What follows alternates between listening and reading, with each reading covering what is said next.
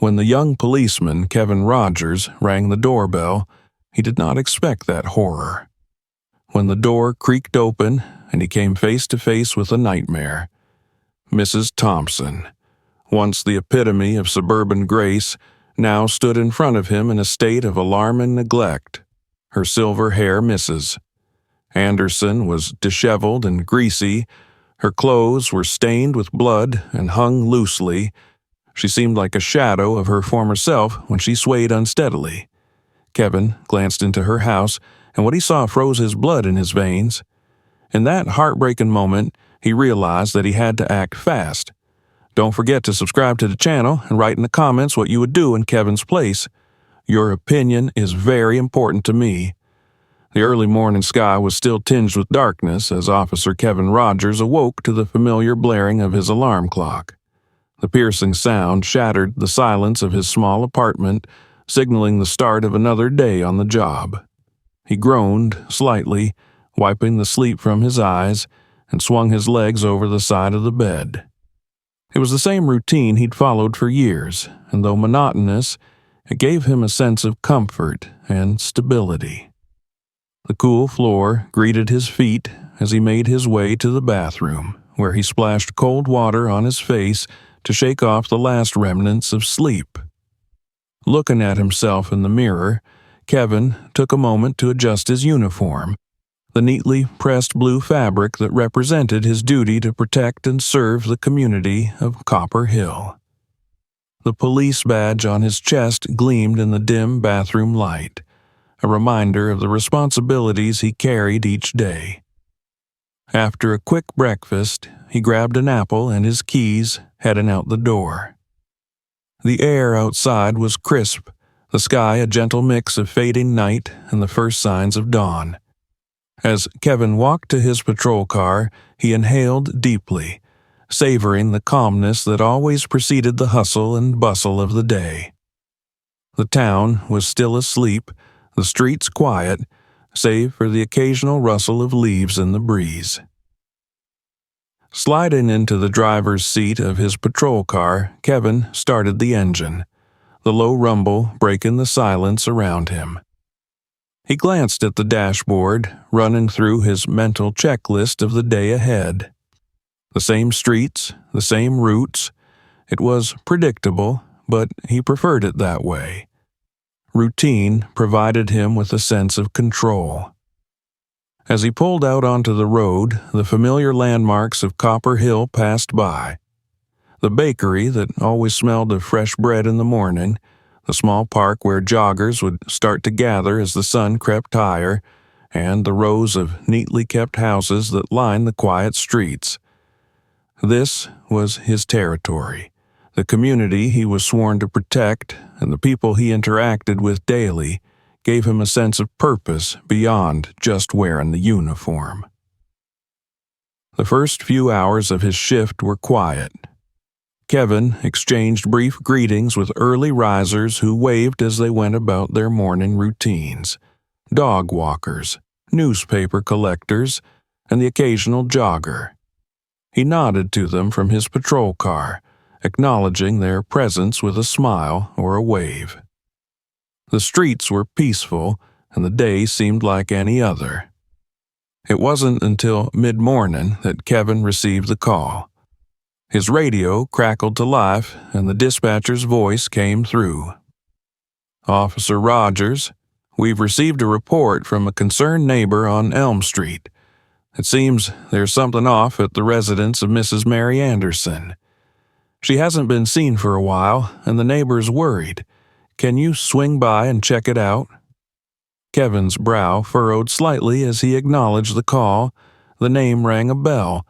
Mrs. Anderson was a resident he knew well, a kindly, elderly woman who often greeted him with a warm smile and a wave when he passed her house during his patrols. She lived alone, but she was always out and about, tending to her garden or chatting with neighbors. He turned the car in the direction of Elm Street, a faint sense of unease beginning to settle in his stomach. As he drove, memories of his brief interactions with Mrs. Anderson flashed in his mind. She had always been active, always had a kind word for him whenever they crossed paths. The idea that something could be wrong with her unsettled him. When he arrived at Elm Street, Kevin immediately noticed that something was off. Mrs. Anderson's house stood at the end of the block, a quaint little place with white shutters and a neat front yard, usually, but today the yard looked neglected. The grass had grown a little too long, and weeds had started to creep into the flower beds. That was unusual. He parked his patrol car in front of the house and stepped out, taking in the sight of the house more carefully. The front porch had a small pile of newspapers stacked in a haphazard manner, some of them yellowing from exposure. Kevin felt his concern deepen as he walked up the path toward the front door. He noticed that the windows were closed, the blinds drawn tight, giving the house an unwelcoming, closed-off feel. Kevin knocked on the door, the sound echoing through the house. He waited a moment, listening for any signs of movement inside, but all he heard was silence.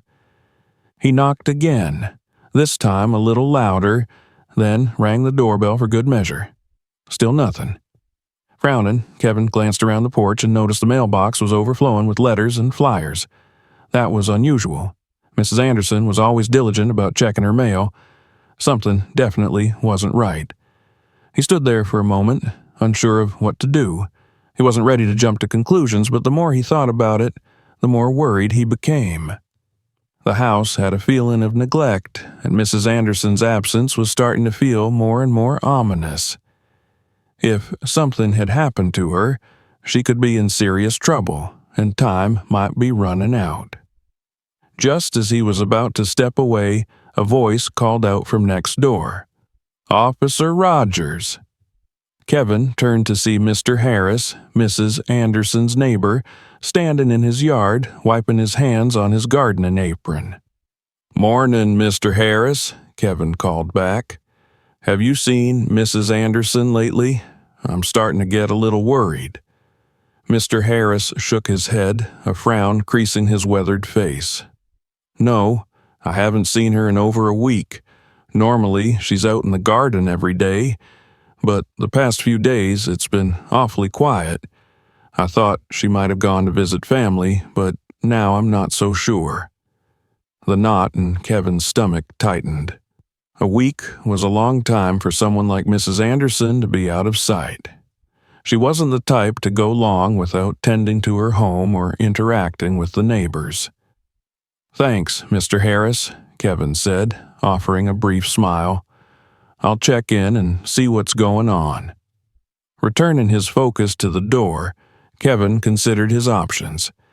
The front door was locked, but something told him that waiting wasn't an option. Mrs. Anderson could be inside, hurt or worse, and he didn't have the luxury of time. He tested the doorknob gently, and to his surprise it turned. The door wasn't locked. Taking a deep breath, Kevin slowly pushed it open, stepping into the dimly lit entryway. The smell hit him immediately, a stale, unpleasant odor that made his stomach turn. Something was definitely wrong. As Officer Kevin Rogers stepped inside the house, the unsettling smell became stronger. It was the odor of stale air mixed with something sickly sweet, a combination that made his gut tighten in unease. The home was eerily quiet, with no sound of life or movement. The living room, which he could partially see from the entryway, looked dim and untouched, the curtains drawn and dust starting to settle on the furniture.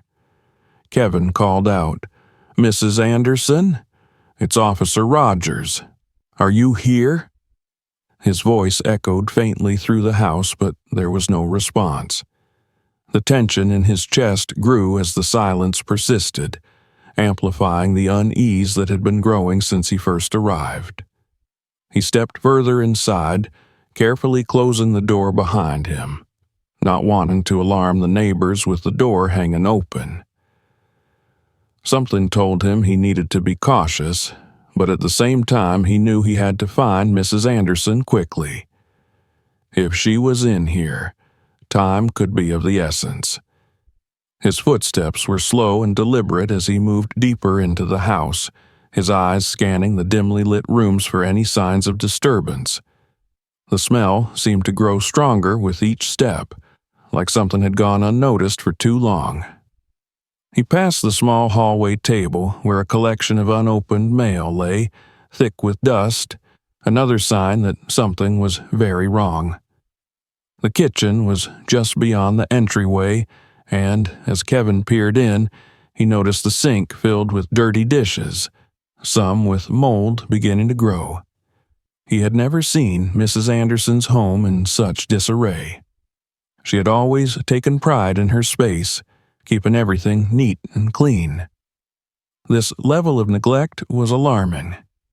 As he moved through the kitchen, Kevin's mind raced with possibilities. Was Mrs. Anderson sick?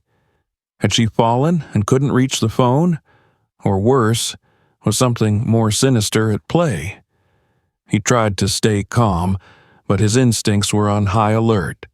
Every fiber of his being told him something terrible had happened here. Kevin reached the end of the kitchen and turned toward the living room. The shades were drawn tightly, casting long shadows across the floor. The furniture, once meticulously arranged, was now slightly disordered. A chair pushed out of place, a throw blanket lying crumpled on the floor. The air was thick and stale, making it hard to breathe, as though the house itself had been holding its breath for too long. Then he noticed something that sent a chill down his spine. A faint trail of dark red stains on the floor, leading from the edge of the living room toward the hallway. Kevin's heart pounded in his chest as he crouched down to inspect the stains.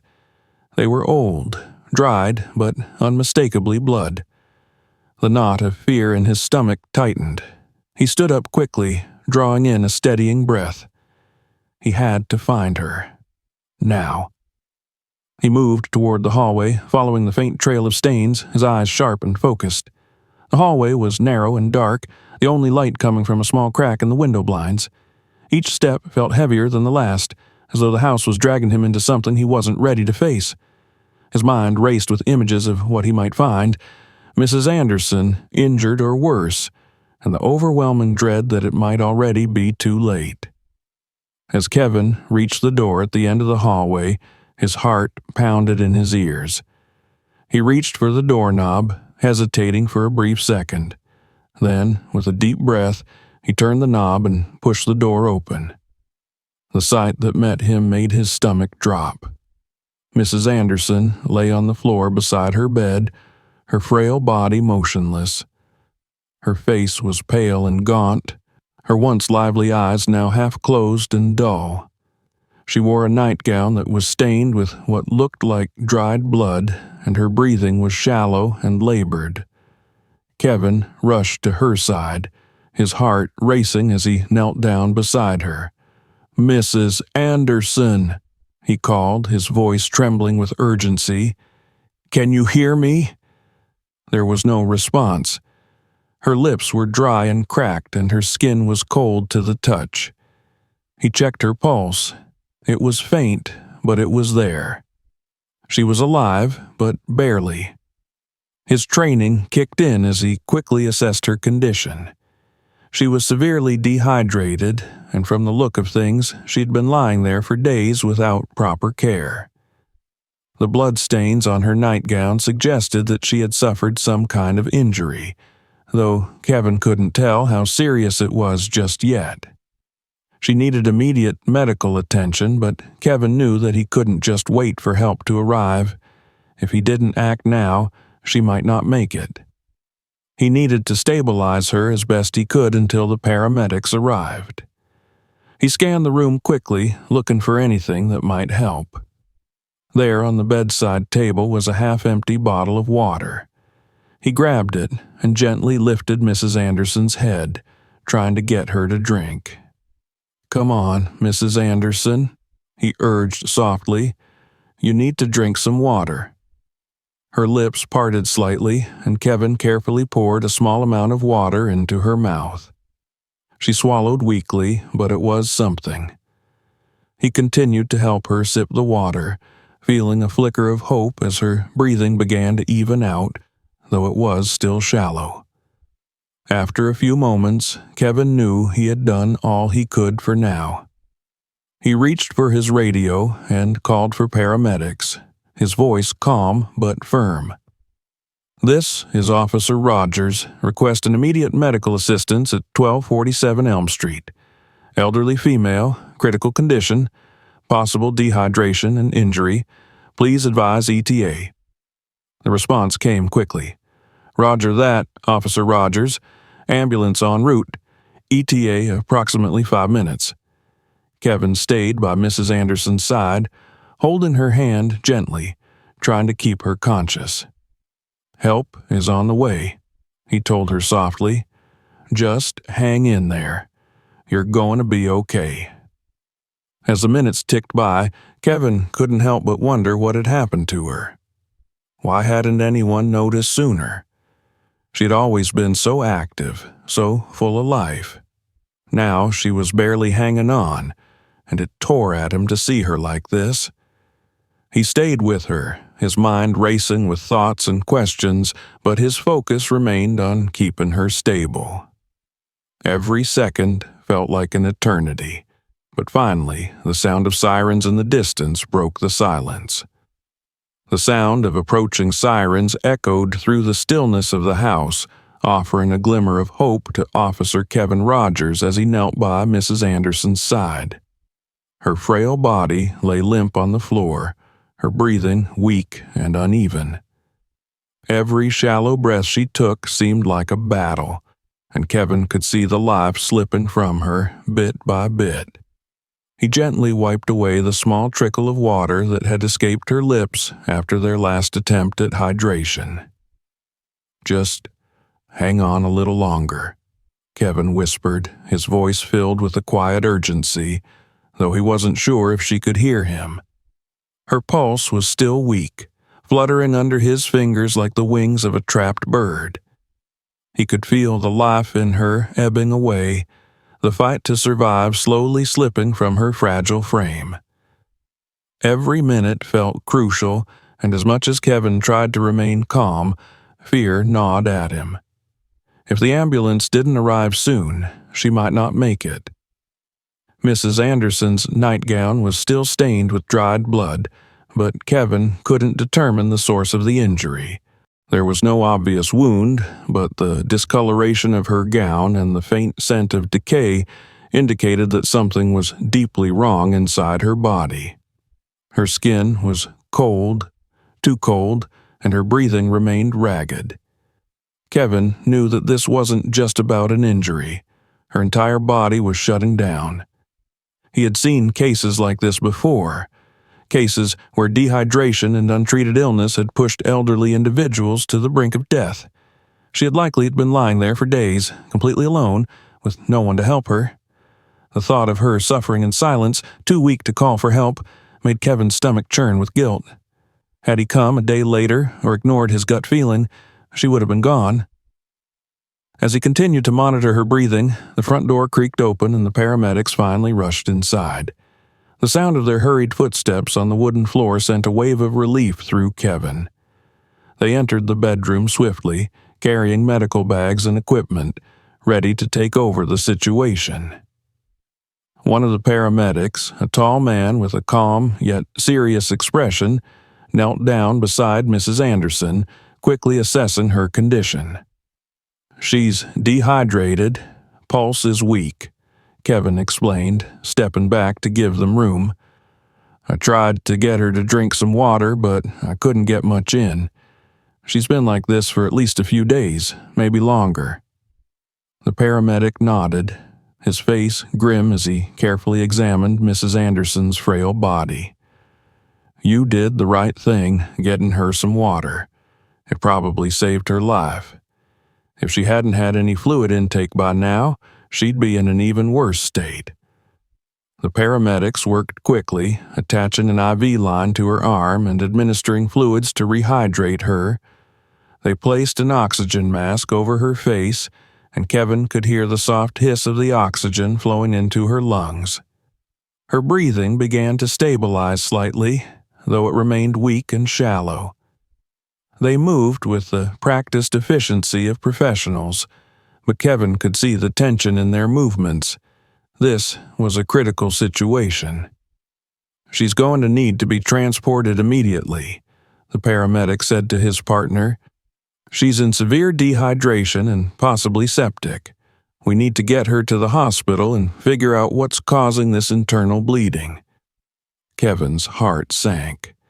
Septicemia. The word hit him like a weight.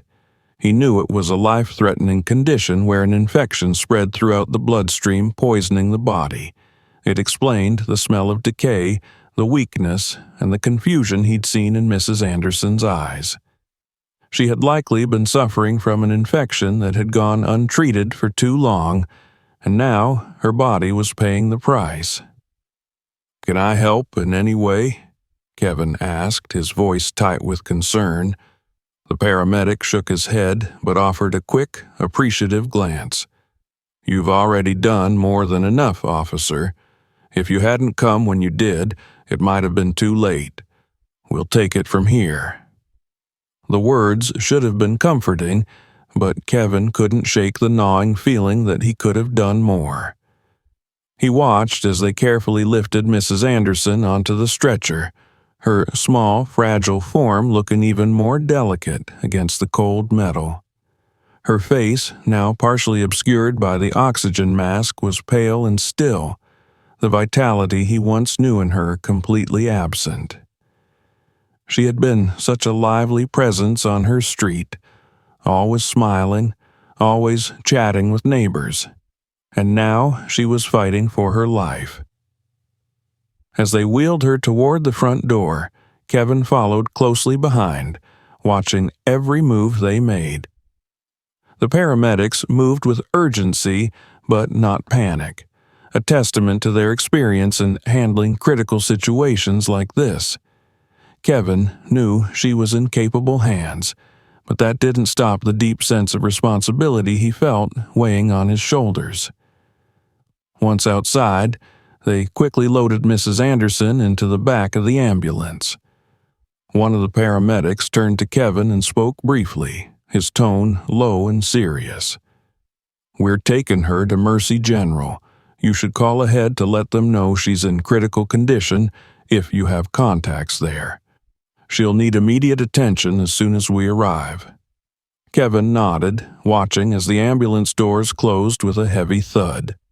The sirens wailed to life, cutting through the quiet afternoon, and the vehicle sped away, taking Mrs. Anderson and her fragile existence toward what Kevin hoped was the beginning of her recovery. He stood there for a long moment, listening to the sound of the sirens fade into the distance, before finally pulling out his phone to contact the hospital. He quickly relayed the information to the hospital's emergency department, his voice calm but clipped as he explained Mrs. Anderson's condition. They assured him that they would be prepared for her arrival, and Kevin hung up, feeling a strange mix of relief and apprehension.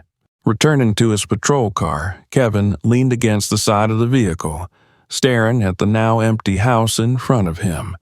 The once vibrant home that had been filled with Mrs. Anderson's warmth and kindness now felt cold and lifeless, a shell of what it had been. The overgrown yard and stack of newspapers on the porch seemed to mock him, reminding him of how long she had been suffering in silence. He couldn't help but feel a deep sense of guilt. How had no one noticed sooner? How had he, a police officer sworn to protect the community, not realized that something was wrong? He had driven past her house dozens of times in the last few weeks, never suspecting that behind those closed doors, Mrs. Anderson was lying there, slowly fading away. But despite the guilt gnawing at him, Kevin knew that he had made the right decision today. If he had ignored the signs, if he had walked away without acting, Mrs. Anderson would have died in that house, alone and forgotten.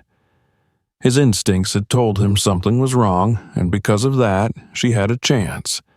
A slim one, but a chance nonetheless. Kevin let out a long breath, his hand resting on the roof of his patrol car. The day wasn't over yet, but he knew that what had happened here would stay with him for a long time. As an officer, he was trained to deal with crises, but nothing could prepare him for the emotional toll of finding someone in such a dire state. Someone he knew, someone he had spoken to and shared small moments with over the years. It was moments like these that reminded him of the fragile line between life and death, and the importance of the work he did. It wasn't always about catching criminals or writing tickets. Sometimes it was about simply paying attention to the small details, to the people who made up his community, and to the instinct that told him when something wasn't right. With one last glance at Mrs. Anderson's house, Kevin climbed into his patrol car and started the engine. His hands rested on the steering wheel, but for a moment he didn't move. He just sat there, staring down the quiet street, feeling the weight of the day settle heavily on his shoulders. Then, with a deep breath, he pulled away from the curb and headed back toward the station. The faint sound of the ambulance sirens faded into the distance as Officer Kevin Rogers watched the vehicle disappear around the corner. A sense of relief washed over him, knowing that Mrs. Anderson was finally getting the medical attention she desperately needed. But it was a fleeting relief. The seriousness of her condition weighed heavily on him. He knew that even though the paramedics had acted swiftly, the odds were still stacked against her. Kevin returned to his patrol car, still shaken by what he had witnessed inside the house. He took a deep breath, trying to steady his nerves. His hands gripped the steering wheel, and for a moment, he just sat there, processing everything. The image of Mrs. Anderson lying helpless on the floor, her frail body barely clinging to life, played over and over in his mind. He couldn't shake the guilt that gnawed at him. What if he had noticed the signs earlier? What if he had driven past her house just one more time in the past week and taken action sooner? Those thoughts kept swirling in his head, but he knew he couldn't dwell on the what-ifs. He had acted when it mattered most, and now it was up to the doctors at Mercy General to save her. Kevin turned the key in the ignition and drove back toward the police station, his mind still on Mrs. Anderson. He had never felt so powerless. As a police officer, he was used to being in control, solving problems and taking action. But now, all he could do was wait.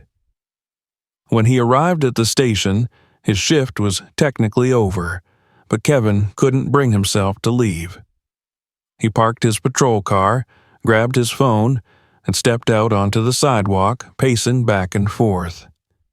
He had already called Mercy General to give them a heads up about Mrs. Anderson's condition, but he hadn't heard anything back yet. The hospital staff had assured him that they would call as soon as they had any updates, but the silence was unbearable. Kevin considered heading home, but something kept pulling him back toward the hospital. He felt responsible for Mrs. Anderson, not just as a police officer, but as a member of the community who knew her personally. He had spoken to her on so many occasions, simple, everyday conversations about the weather, her garden, or the town's upcoming events. Now, those small moments felt significant, as if they had somehow formed a bond between them, even if he hadn't realized it at the time. After a moment of hesitation, Kevin made his decision. He couldn't just wait around anymore. He needed to see for himself how Mrs. Anderson was doing. He pulled out his phone, quickly typed in the hospital's address into his GPS, and got back into his car. It wasn't a long drive, but it felt like an eternity as he navigated through the city streets, his mind racing with thoughts of what he might find when he got there. When he finally pulled into the parking lot of Mercy General Hospital, Kevin parked the car and sat there for a moment, gathering his thoughts. He wasn't family, and he wasn't even sure if the hospital staff would allow him to see Mrs. Anderson, but he had to try. She had no one else, and he couldn't just leave her alone in such a critical condition. Inside the hospital, the fluorescent lights cast a harsh glow over everything, making the already sterile environment feel even more impersonal. Kevin approached the front desk where a receptionist greeted him with a polite, if somewhat distant smile. "Hi, I'm Officer Rogers," Kevin began, his voice steady but filled with urgency. "I was the one who found Mrs. Anderson and called for the ambulance. I just wanted to check on her condition, if that's possible." The receptionist's smile faded slightly as she glanced at her computer screen. "Are you family, Officer Rogers?" "No," Kevin replied, swallowing hard, "but she doesn't have any family. I just want to make sure she's okay." The receptionist hesitated, her fingers hovering over the keyboard. "Let me see what I can do," she said, typing in a few commands. "I'll check with the emergency department. Please have a seat, and I'll call you when I have an update." Kevin nodded gratefully and took a seat in the waiting area, his eyes darting around the room. He watched as doctors and nurses rushed by, their faces set in expressions of professional concern. The waiting room was filled with the quiet hum of conversations and the soft beeping of medical equipment in the background. Every time the doors to the emergency department swung open, Kevin sat up a little straighter, hoping for news about Mrs. Anderson. Minutes turned into what felt like hours as he sat there, his leg bouncing up and down with nervous energy. Finally, after what seemed like an eternity, a doctor in scrubs approached him, clipboard in hand. "Officer Rogers?" the doctor asked, scanning the room until her eyes landed on him. Kevin jumped up from his seat, his heart pounding. "Yes, that's me. How is Mrs. Anderson? Is she going to be okay?" The doctor's expression was serious as she gestured for Kevin to sit back down. He complied, his stomach in knots as he waited for her to speak. "Mrs. Anderson is stable for now," the doctor began, her voice calm but measured. "She's severely dehydrated and malnourished, and it appears she's been suffering from an untreated infection. We're doing everything we can, but her condition is still very serious. She's elderly, and her body has been through a lot. We've started her on fluids and antibiotics, but it's too early to tell if she'll make a full recovery." Kevin felt his throat tighten as the doctor's words sank in. He had known it was bad, but hearing the details spelled out so clinically made it all the more real. Mrs. Anderson was fighting for her life, and the outcome was still uncertain. "I don't understand," Kevin said, his voice barely above a whisper. "How did it get this bad? Didn't anyone know she was sick?" The doctor sighed, her expression softening slightly. "From what we can tell, Mrs. Anderson has been living alone for quite some time. She was supposed to have home care, but it looks like that care either wasn't consistent or wasn't provided at all. Unfortunately, situations like this aren't uncommon for elderly individuals without family support. They fall through the cracks in the system, and by the time someone notices, it's often too late." Kevin clenched his fists, anger and frustration bubbling up inside him. It wasn't right. No one should have to suffer like that, especially not someone as kind and gentle as Mrs. Anderson. He had seen firsthand how much she cared for her home and her community, and it infuriated him to think that she had been left to fend for herself in such a vulnerable state. "Can I see her?" Kevin asked suddenly, interrupting the doctor's explanation. "I know I'm not family, but she knows me. I just want to see how she's doing." The doctor hesitated for a moment, glancing down at her clipboard. "She's heavily sedated right now, and visiting hours are almost over, but—" She trailed off, studying Kevin's face. After a moment, she nodded. "I'll make an exception. Follow me." Kevin's heart pounded as he followed the doctor through the winding hospital corridors. He wasn't sure what to expect when he saw Mrs. Anderson, but he braced himself for the worst. Nothing, however, could have fully prepared him for the sight that awaited him. When they reached her room, the doctor pushed open the door, revealing a small, sterile hospital room. Mrs. Anderson lay in the bed, surrounded by machines and monitors that beeped and hummed rhythmically. Tubes and wires seemed to sprout from every part of her frail body, connecting her to IV drips and oxygen tanks. Her skin, once full of life and color, was now pale and sallow. She looked so small, so fragile, almost as if she could disappear at any moment. Kevin approached the bed slowly, his heart aching at the sight of her. He gently took her hand, careful not to disturb the medical equipment. Her skin was cool to the touch, paper-thin and delicate. "I'm so sorry, Mrs. Anderson," Kevin whispered, his voice choked with emotion. "I should have realized something was wrong sooner. I should have done more." As he stood there, watching her shallow breaths rise and fall, a sense of helplessness washed over him. He had done everything he could, but it didn't feel like enough. Mrs. Anderson was in this condition because she had been forgotten by the system, by the very community she had cared for so deeply. But now, at least, she wasn't alone. As the quiet hum of the hospital surrounded Officer Kevin Rogers, he remained by Mrs. Anderson's side, her cold hand still resting in his. The soft beeping of the machines that monitored her fragile state filled the room, but to Kevin, the sound only emphasized how close she had come to the edge. Her breathing was steady but shallow, and though she hadn't woken up, there was a faint sense of peace in the way she lay now, finally receiving the care she so desperately needed. The doctor's words echoed in his mind. "She's stable for now, but her condition is still serious."